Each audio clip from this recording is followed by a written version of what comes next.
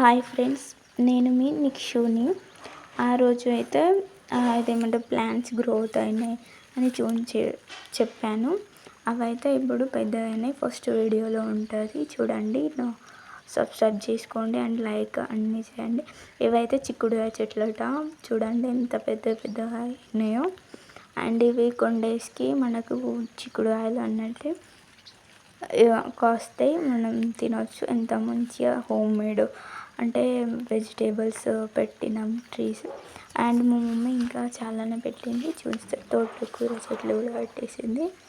And చిక్కుడుకాయలు అయితే బాగా పెద్దగా అయినాయి, బాగా పెట్టింది. అండ్ చిక్కుడుకాయలు, తోటకూర, అలసందకాయ చెట్లు కూడా పెట్టింది మా మమ్మీ.